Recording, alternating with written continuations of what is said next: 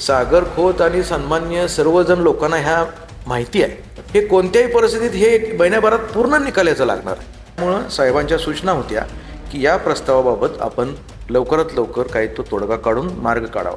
रितसर प्रस्ताव उपमुख्य कार्यकारी अधिकारी यांच्याकडं हा प्रस्ताव पाठवला. सन्माननीय आमचे नेते जयंतरावजी पाटील साहेब यांनी सतत पाठपुरावा केला. 1/7/2026 आला आहे. हे त्याचे मागणीचं पत्र आहे. त्यामुळे ही जागा दक्षिण सातारा लोकल बोर्डाच्या नावावर होती, म्हणून तर त्यांनी हा दंगा आटापिटा चालू केला. आणि आत्ता GR कधी केला आहे हा 25 मार्च 2026. या अतिक्रमण आढावा समितीच्या अध्यक्ष खुद्द जयंत पाटील साहेब आहेत. या सदाभाऊ खोतांनी मीटिंग लावली असे म्हणतात की मोबाईलवरचे काही कॉमेंट्स दाखवतात, काही कागदपत्र दाखवतात. तर कागदपत्र दाखवणं हे सोपं आहे, पण त्याच्यासाठी प्रयत्न करणं खूप अवघड असतं.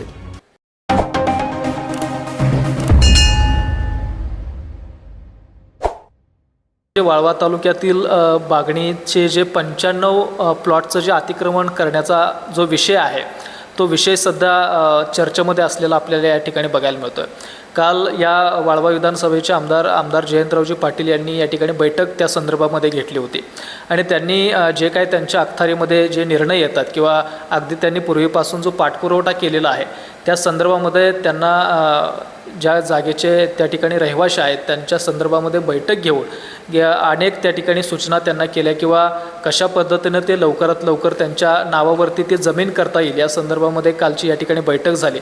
मात्र ती बैठक झाल्यानंतर विधान परिषदेचे आमदार सदाभाऊ खोत यांचे चिरंजीव सागर खोत यांनी सुद्धा या ठिकाणी त्याच्यावरती भूमिका व्यक्त केलेली आपल्याला या ठिकाणी बघायला मिळते.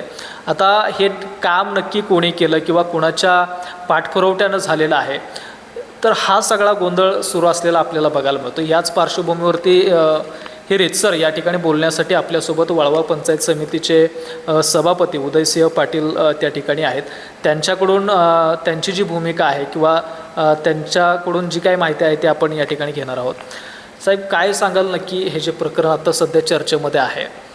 आता तुमचे विरोधक जे आहेत ते म्हणतात की ते आमच्या पाठपुरवठ्यामुळे त्या ठिकाणी झालेलं आहे आणि कालच जयंतराव पाटील साहेबांनी बैठक घेऊन त्याचे जे काय रितसर निर्णय आहेत त्या निर्णयावरती चर्चा केलेली आहे, बैठक झालेली आहे. त्या बैठकीला तुम्ही सुद्धा त्या ठिकाणी उपस्थित होता.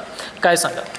नाही, सर्वात महत्त्वाचं मला आपल्या माध्यमातून जनतेला सगळ्या सांगायचं आहे की वाळवा तालुक्याचा सर्वांगीण विकास करत असताना गेली अनेक वर्ष आमचे नेते आदरणीय जयंतरावजी पाटील साहेब हे वेगवेगळ्या स्तरातल्या सर्व लोकांना न्याय देण्यासाठी काम करतात.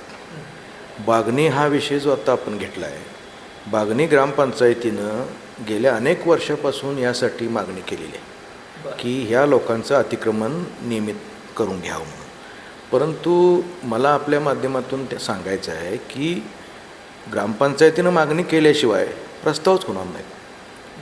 ग्रामपंचायतीने आज जयंत पाटील साहेबांच्या मार्गदर्शनाखाली ग्रामपंचायत बागणी काम करते. ग्रामपंचायत विस्तार प्रस्ताव हा आपल्याकडं पाठवला आणि त्यानंतर पंचायत समितीने आपल्या साहेबांच्या ज्या मार्गदर्शक सूचना होत्या त्याचं सर्व पालन करून प्राधान्यानं त्या सर्व प्रस्तावांची छाननी करून हा आमच्या हा ग्रामपंचायतचा ॲक्च्युअली प्रस्ताव आहे तुमच्याकडे आलेला आहे. कधी आलेला आहे तो प्रस्ताव? त्याचा प्रस्ताव हा 1/7/2026 आला आहे. हे त्याचे मागणीचं पत्र आहे.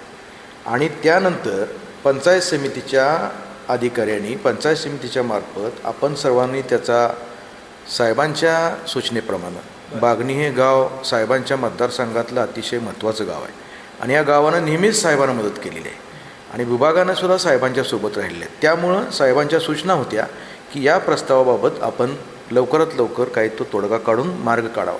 मग आपण पंचायत समितीने सुद्धा याबद्दल रितसर प्रस्ताव उपमुख्य कार्यकारी अधिकारी यांच्याकडं हा प्रस्ताव पाठवला, पूर्ण केली, त्याची छाननी केली, त्या लोकांचं असणारी मागणी काय आहे पाहिली आणि सर्व प्रस्ताव हा जिल्हा परिषदला पाठवला. जिल्हा परिषदला प्रस्ताव पाठवण्याचं मुख्य कारण असं की पूर्वी सातारा जिल्हा, दक्षिण सातारा आणि उत्तर सातारा असे आपला जिल्हा होता, सांगली जिल्हा नव्हता. त्यामुळे ही जागा दक्षिण सातारा लोकल बोर्डाच्या नावावर होती. मग ही जागा सांगली जिल्हा झाल्यानंतर सांगली जिल्ह्याच्या नावावर होण्यासाठी सन्माननीय आमचे नेते जयंतरावजी पाटील साहेब यांनी सतत पाठपुरावा केला आणि जिल्हाच वेगळा झाला आहे आमचा. त्यामुळं तिकडची एनओसी घेऊन आपल्या सांगली जिल्ह्याच्या नावावर मुख्य कार्यकारी अधिकारी जिल्हा परिषद सांगली या नावाने ही जागा 2024 साली झाली. तेव्हापासून ह्या अतिक्रमण नियमित व्हावं ही इच्छा असलेली आमचे बागणी ग्रामपंचायतीनं सतत पाठपुरावा केला. साहेबांच्या पाठीमागं ह्याचा संदर्भात मागणी केली. आणि आज मला सांगायचं आहे की सन्माननीय सदाभाऊ खोतांनी मिटिंग लावली असे म्हणतात ही, पण मी तुम्हाला सांगेन की जिल्हा परिषदेच्या जनरल बॉडीच्या मिटिंगमध्ये मी अध्यक्ष आणि साहेबांना विनंती केली की लोकांना घेऊन आपण मिटिंग त्या ठिकाणी घ्यावी. लोकांच्या काय प्रश्न आहेत, लोकांच्या संभ्रम आहेत.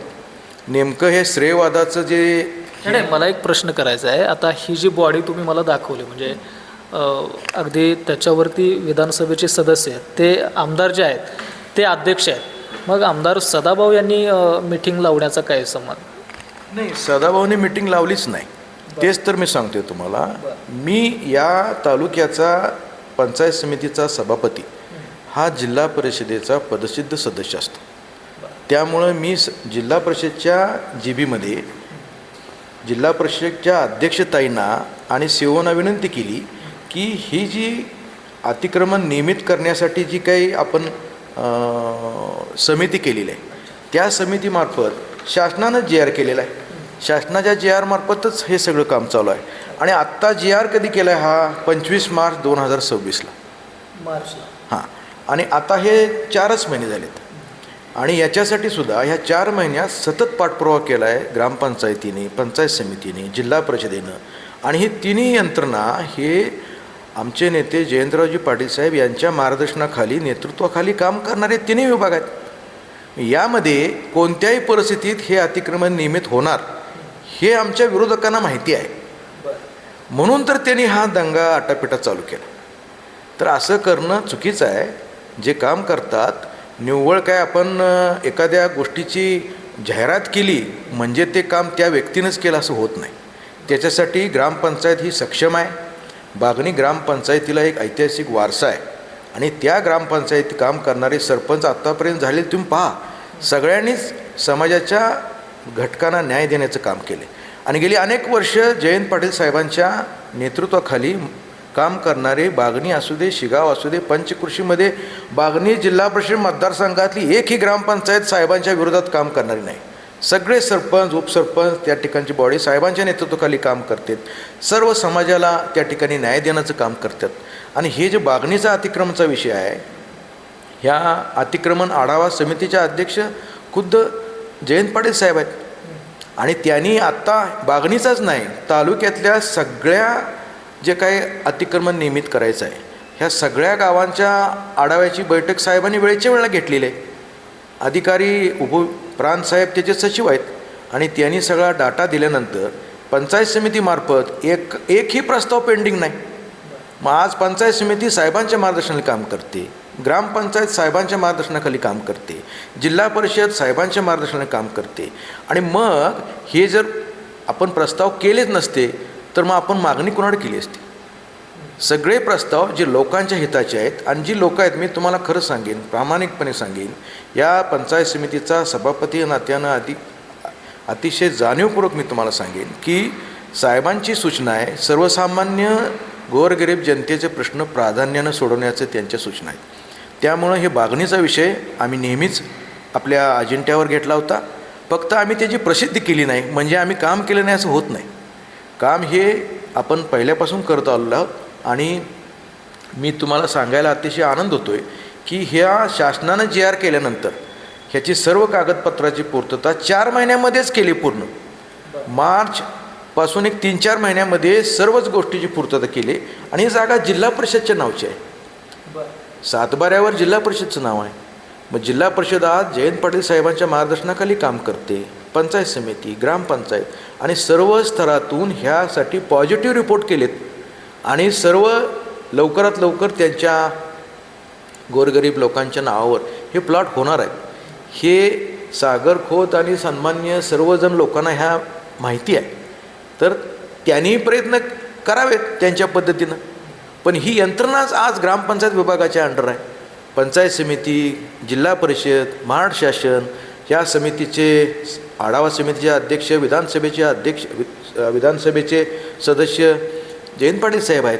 आणि त्यामुळं हे कोणत्याही परिस्थितीत हे महिन्याभरात पूर्ण निकालायचं लागणार आहे हे माहीत असल्यामुळंच ह्यांनी आता हे मोबाईलवरचे काही कॉमेंट्स दाखवतात, काही कागदपत्र दाखवतात. तर कागदपत्र दाखवणं हे सोपं आहे, पण त्याच्यासाठी प्रयत्न करणं खूप अवघड असतं. नाही, त्यांचं म्हणणं असं आहे की आता ही जी सातारा लोकल बोर्डाकडे जी जागा होती ती हस्तांतरित झाली जिल्हा परिषदला. तर ती कधी झाली? 2024ला. ते असं म्हणतात की त्यावेळी एकनाथ शिंदे साहेबांचं सरकार होतं तेव्हा, म्हणजे त्यांचंच सरकार ॲक्च्युली महायुतीचं, तेव्हा ती जागा आम्ही प्रयत्न करून इकडे जिल्हा परिषदेला वर्ग केलेले आहे. आणि जर का 2024ला आम्ही ती जागा त्या ठिकाणी वर्ग करत असू तर इथून मागं का झाले नाही? तेव्हा आमदार साहेब आमदार होतेच, मंत्री होते, म्हणजे असा त्यांचा या ठिकाणी प्रश्न आहे. नाही, सगळ्यात महत्त्वाचं काय आहे की सातारा लोकल बोर्डच्या नावावर असलेली जागा आणि दक्षिण साताऱ्याचा नंतर आपला सांगली जिल्हा झाला. सांगली जिल्ह्याच्या नावावर जागा व्हावी यासाठी साहेबांनी सतत प्रयत्न केलेला आहे. आणि सन्माननीय एकनाथ शिंदे मुख्यमंत्री होते त्यावेळेला, आता फडणवीस साहेब मुख्यमंत्री आहेत. मुख्यमंत्री हे महाराष्ट्राचे असतात, एका गटाचे नसतात. त्यामुळं मुख्यमंत्र्यांचं कामच असतं ज्या त्यावेळेचं काम करणं. पण यासाठी विधानसभेचे सदस्य या नात्यानं साहेबांनी विशेष प्रयत्न करूनच हे झालेलं आहे. त्यावेळेच्या सातारच्या राजांच्या बरोबर सुद्धा साहेब बोललेले आहेत ह्या बाबतीत. त्यामुळं असं चुकीचं काय त्यांनी सांगू नये. काय मुळात मला असं म्हणायचं आहे की 2002पासून ग्रामपंचायतची मागणी आहे की ही जागा त्या लोकांच्या नावावर व्हावी. त्यावेळेचे सरपंचांनी सुद्धा मागणी केलेली आहे साहेबांच्याकडे आणि प्रयत्न सतत चालू आहेत. पण ह्या प्रयत्नाला यश येत नव्हते. याचं मुख्य कारण काय की शासनाचे नियम याच्या आडवे येत होते. शासनानं JR आता मार्चमध्ये केला आहे.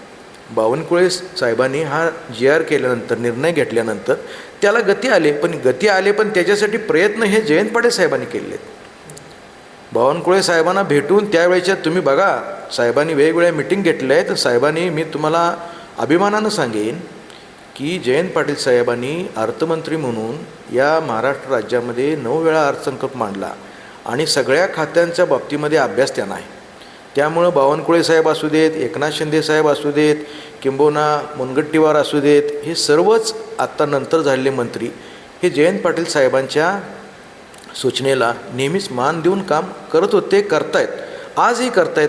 सत्ता कोणती असली तुम्ही बघा, सरकारमध्ये साहेब होते, सरकारमध्ये नाहीत, आज आमदार असूनसुद्धा त्यांच्याकडं कामाचा किती ओघ आहे बघा.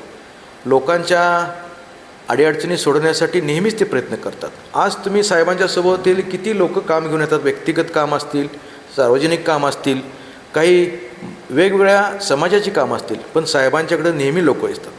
तुम्ही मागच्या वेळेला ह्यातलेच काही लोक मंत्री होते, त्यानंतर मंत्रिपदावरून गेले, रिकामे होते. सत्ता असल्यापुरतं काम साहेबांच्याकडे नाही आहे. आपले साहेब सत्ता असू दे नसू दे नेहमी लोकांच्यासाठी प्रयत्न करतात की लोकांना माहिती आहे या ठिकाणी गेल्यानंतर माझं काहीतरी कामाचं स्वरूप होईल, म्हणून लोक साहेबांकडे येतात आणि साहेब हे प्रयत्न करत असतात.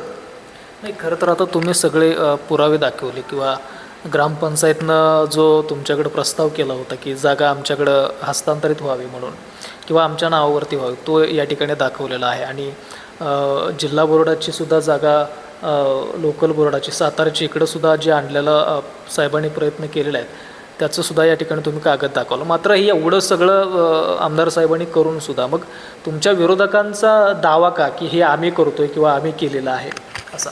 काय झालं आहे, मागच्या वेळेला सागर खोत हे निवडणूक लढवली त्यांनी आणि निवडणूक लढवल्यानंतर त्यांना अपयश आलं त्या ठिकाणी आणि त्या ठिकाणी संभाजी कचरे या ठिकाणी निवडून आले.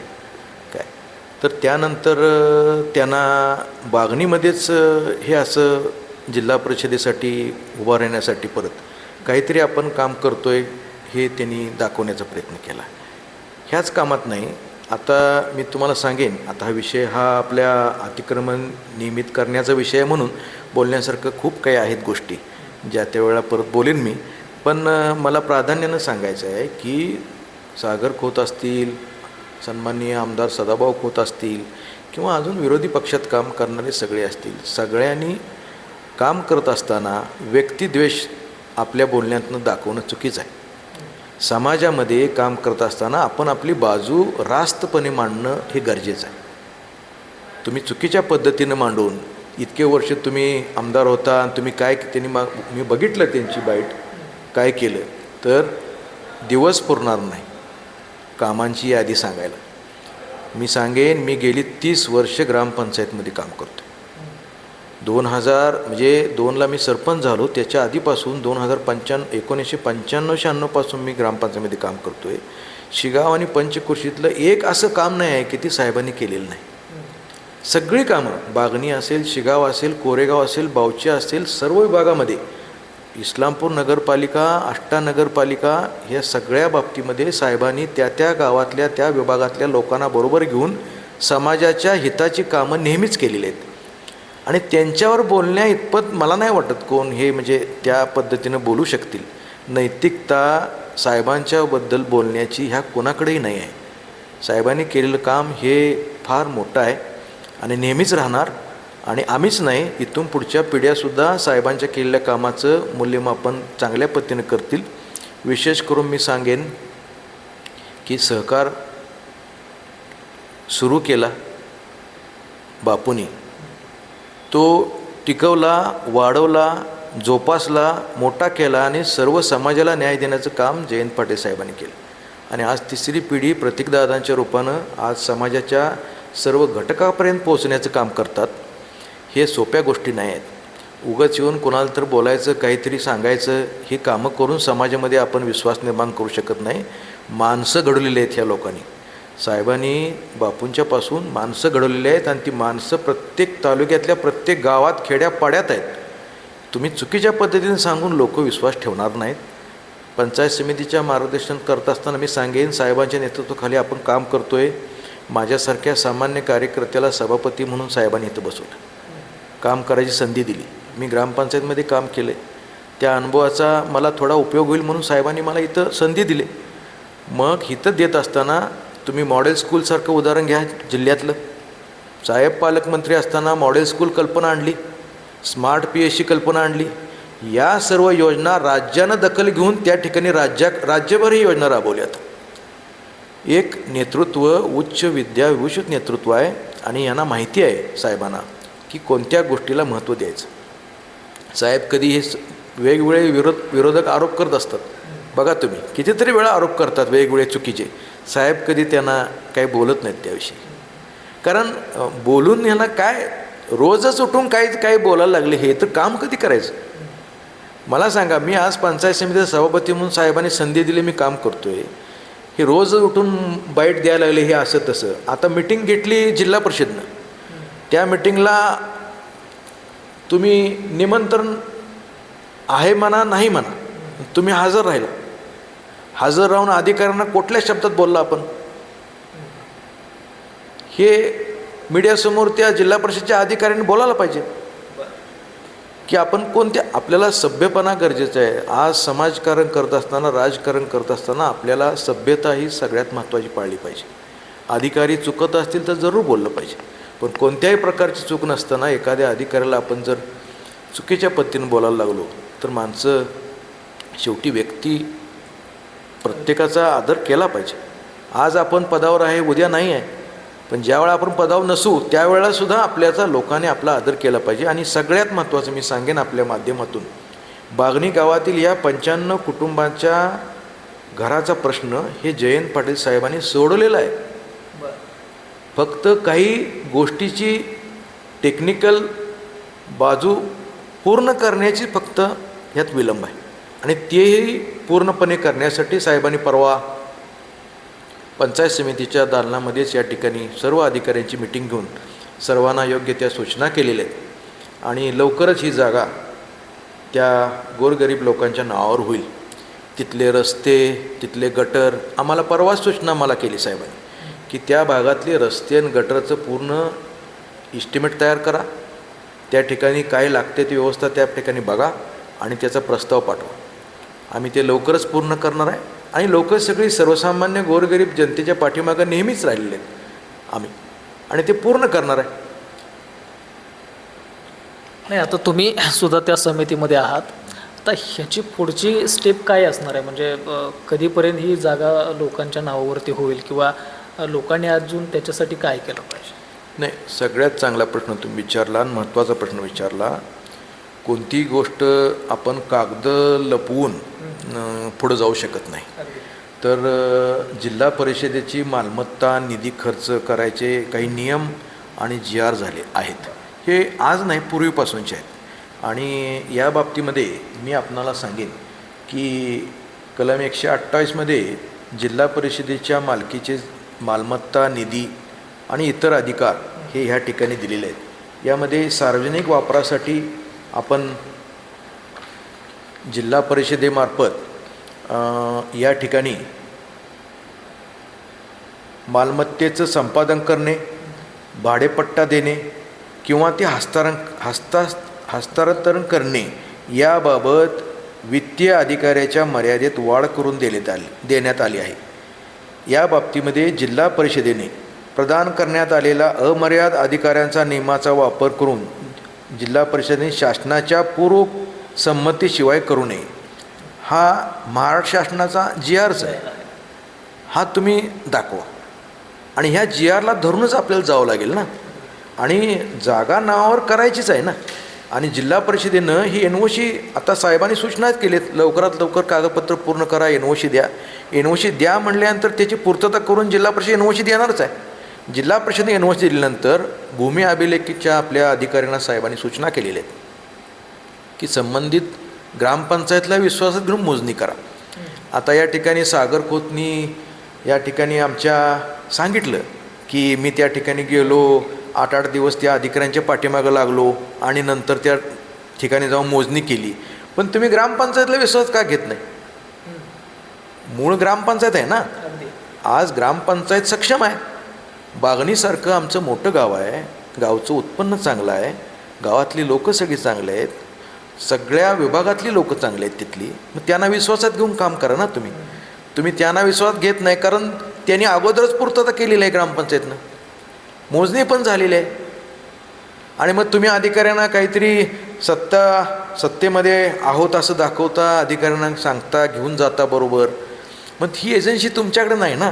ही एजन्सी शासनानं नेमून दिलेली ग्रामपंचायत आहे, पंचायत समिती आहे, जिल्हा परिषद आहे, तहसील ऑफिस आहे, प्रांत ऑफिस आहे, भूमी अभिलेख ऑफिस आहे, महावितरण कंपनीचे त्या ठिकाणी NOC लागणार आहे, बांधकाम विभागाची NOC लागणार आहे. सर्व विभागाची NOC घेऊन आपण हे पूर्ण करणार आहे आणि पूर्णत्वाला आलेलं आहे. मी या तुमच्या माध्यमातून सर्व जनतेला सांगेन की हे काम पूर्ण जयंत पाटील साहेबांच्या मार्गदर्शनाखाली त्यांच्या सूचनेप्रमाणे हे पूर्ण होत आले आणि लवकरच ती जागा ग्रामपंचायत त्या सगळ्या लोकांच्या नावावर होईल. त्यांचे घरकुलाचे प्रश्न ग्रामपंचायतच सोडवणार आहे, पंचायत समिती सोडवणार आहे, जिल्हा परिषद सोडवणार आहे. त्यांची रस्त्याची कामं, इतर कामं हे सगळे विभागामार्फत होणार आहेत. उद्या जर मी सभापती आहे म्हणून पंचायत समितीचा व्यक्तिगत माझ्या गाडीतनं एखाद्या अधिकाऱ्याला घेऊन जाऊन कामं करायला लागलो तर हे असं नाही ना. हे समाजासाठी काम करतोय आपण, हे समाजाच्या बरोबर राहून काम केलं पाहिजे, नियमावलीनं काम केलं पाहिजे, नियमातनं काम केलं पाहिजे. आणि नियमातनं काम केलं पाहिजे म्हणजे त्या लोकांच्या नावावर मुलाबाळांच्या परत त्यांच्या वारसांना परत कधी अडचण आली नाही पाहिजे. अशा पद्धतीचं काम हे साहेबांच्या मार्गदर्शनाखाली पूर्ण झालेलं आहे. लवकरच त्या लोकांना त्यांच्या नावचे सातबारे, त्यांच्या नावचे प्रॉपर्टी कार्ड लवकरच वितरित होणार आहेत. माझी विरोधकांना पण विनंती आहे, आपण राजकारण जरूर करावं. राजकारणामधले वेगवेगळे पैलू आपण त्यामध्ये माहीर आहात, ते काय कोणाला सांगायची आवश्यकता नाही. परंतु समाजकारणाची जोड पाहिजे राजकारणात. आणि समाजाच्या बरोबर राहून आपण काही कामं केली तर आपल्याला एवढं आखंड तांडव करायची आवश्यकता काय? जनतेनं निवडून दिलेली ग्रामपंचायत आहे. सरपंच हे लोकनियुक्त आहेत, बागणीचे सुशिक्षित आहेत, कामच करण्याचा त्यांचा अनुभव चांगला आहे. बागणीतलं मोठमोठी घराणं त्यामध्ये योगदान देत आहेत, सर्व लोकांना बरोबर घेऊन घेत आहेत. तसं तुम्ही करा ना. तुम्ही एकटंच हे काम करायचा प्रयत्न दाखवत आहे, मी हे केलं, मी ते केलं. कालच मी एक दुसरी बाईट बघितली. मला आता समजत नाही नेमकं सामाजिक जीवनात काम करत असताना माणसांनी काम करायचे का नुसतं बाईटच द्यायचे? काम करून बाईट द्या ना. काम करायच्या आधीच बाईट द्यायची, ते आम्ही हा प्रश्न सोडवला, एक पाऊल पुढे. पण त्यासाठी ग्रामपंचायत किती वर्ष झटते, पंचायतचे किती ठराव झालेत, ग्रामपंचायतने किती पत्रव्यवहार केला आहे या बाबतीत, हे बघणं गरजेचं आहे ना. हे मला म्हणायचं. तर नक्कीच आपण बघितलं की इत्थंभूत माहिती सभापतींनी या ठिकाणी आपल्याला दिलेल्या आहे. आणि सध्याचं जे प्रकरण आहे बागणी गावातील ज्या 95 प्लॉट आहेत ना, 95 प्लॉट धारक जे आहेत ते त्यांची जी जागा आहे ते नियमितीकरण त्यांच्या नावावरती करण्यासंदर्भातला हा विषय आहे. आणि सध्या तो विषय चर्चेमध्ये आहे, कारण आमदार जयंत पाटील साहेब त्या समितीचे त्या ठिकाणी अध्यक्ष आहेत. आणि त्यांचे विरोधक आमदार सदाभाऊ खोत असतील किंवा सागर खोत असतील, तर त्यांचं म्हणणं असं आहे की आम्हीसुद्धा त्या कामाचा पाठपुरवठा केलेला आहे. गेल्या अनेक वर्षापासून त्या संदर्भामध्ये आम्ही शासन दरबारी त्या ठिकाणी हेलपाटे घालतो आहे वगैरे, अशा पद्धतीचा त्यांचासुद्धा या प्रकरणावरती या ठिकाणी दावा आहे. मात्र आता नक्की कशा पद्धतीनं जयंत पाटील साहेबांनी या ठिकाणी काम केलेलं आहे किंवा त्यांची जी बाजू आहे ते अगदी उदयसिंह पाटील यांनी या ठिकाणी आपल्या माध्यमातून जनतेपर्यंत पोहोचवण्याचं काम केलेलं आहे. तरी पण ही बघू की कशा पद्धतीनं हे प्रकरण पुढं जातं आहे किंवा नागरिकांना कधीपर्यंत ही जागा त्यांच्या नावावरती होते किंवा त्यांच्या पूर्णपणे हस्तांतरित होते, हेच या ठिकाणी पाहणं आता महत्त्वाचं ठरणार आहे. आपल्या सेवेत आहे डॉक्टर सचिन सांगरुळकर यांचं Laxminarayan super multi speciality hospital. आरोग्य हेच आयुष्याची खरी संपत्ती आणि त्या आरोग्याची संपूर्ण काळजी आता एकाच छताखाली. अनुभवी व तज्ज्ञ डॉक्टर, अत्याधुनिक उपकरणे, सुसज्ज ऑपरेशन थिएटर, 24 तास आपत्कालीन सेवा, ICU, dialysis, digital x ray, CT scan, sonography, pathology तसेच विविध आजारांवरील विशेष उपचार, सर्व सुविधा एकाच ठिकाणी. मुख्यमंत्री सहाय्यता निधी, महात्मा फुले जन आरोग्य आणि बांधकाम कामगार आरोग्य या योजनांखाली सर्व उपचार व सुविधा मोफत. कमी खर्च, अनुभवी डॉक्टरांची टीम आणि माणुसकीची साथ हीच आमची खरी ओळख. तुमच्या व तुमच्या कुटुंबाच्या उत्तम आरोग्यासाठी आजच भेट द्या. आमचा पत्ता Peth Sangli road, my Hyundai शोरूमजवळ, Lakshminarayan super multi speciality hospital, Ishwarpur. खाली दिलेल्या क्रमांकावर संपर्क करा आणि आपली अपॉइंटमेंट आत्ताच बुक करा.